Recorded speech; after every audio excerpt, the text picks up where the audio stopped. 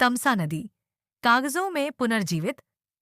जमीन पर अब भी संघर्ष। आज तमसा नदी अजामागढ़ के विभिन्न हिस्सों का निरीक्षण करते हुए जो वीडियो रिकॉर्ड किया गया है वह वास्तव में एक आई ओपनिंग अनुभव है। नीचे दिए गए वीडियो में आप देख सकते हैं कि जहां प्रशासन और मीडिया के कई मंचों पर तमसा नदी को पूरी तरह साफ और पुनर्जीवित बताया जा रहा है, वहीं जमीनी स्तर पर नदी के कई हिस्सों में आज भी नालों का पानी, सीवर, गाद और प्रदूषण साफ दिखाई देता है।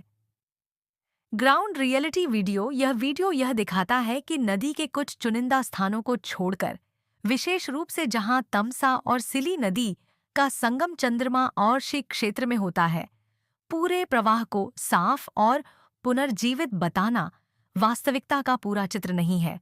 सरकारी और मीडिया नैरेटिव तमसा नदी के पुनर्जीवन को कई मंचों पर एक सफल मॉडल परियोजना के रूप में प्रस्तुत किया गया है। उदाहरण के लिए प्रधानमंत्री नरेंद्र मोदी ने अपने कार्यक्रम मान की बात में आजमगढ़ की तमसा नदी को जनभागीदारी से पुनर्जीवित होने का उदाहरण बताया था। इसके अलावा कई सरकारी और मीडिया स्रोतों में इसे नमामि गंगे अभियान के अंतर्गत एक सफल नदी पुनर्जीवन मॉडल के रूप में प्रस्तुत किया गया है।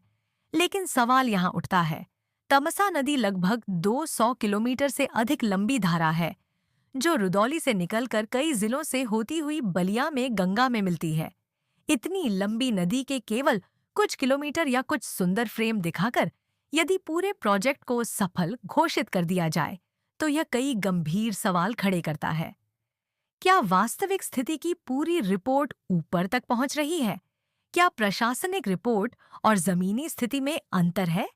क्या चयनित वीडियो और फोटो पूरे नदी तंत्र का प्रतिनिधित्व करते हैं? जब स्थानीय स्तर पर कई स्थानों पर आज भी नालों का पानी, सीवर और प्रदूषण नदी में गिरता दिखता है, तो यह स्पष्ट है कि नदी का वास्तविक पुनर्जीवन अभी अधूरा है। यह केवल एक नदी का सवाल नहीं।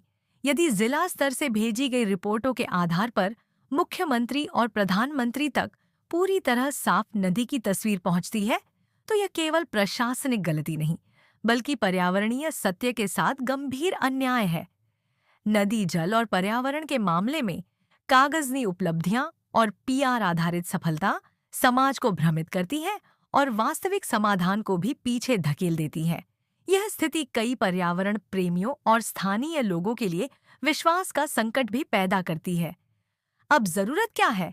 तमसा नदी के पुनर्जीवन के लिए आवश्यक है कि पूरे नदी प्रवाह का ईमानदार वैज्ञानिक आकलन हो। सभी नालों और सीवर के लिए प्रभावी शोधन व्यवस्था बने। केवल फोटो और ड्रोन शॉट्स नहीं, बल्कि दीर्घकालिक पारिस्थितिक पुनर्जीवन पर काम हो। स्थानीय समुदाय और प्रशासन पारदर्शी संवाद में आए। नदी केवल पानी की धारा नहीं होती, यह सभ्यता, संस्कृति और जीवन का आधार होती है। तमसा नदी भी इसी विरासत की धारा है। इसे बचाना केवल प्रशासन की नहीं, बल्कि पूरे समाज की जिम्मेदारी है।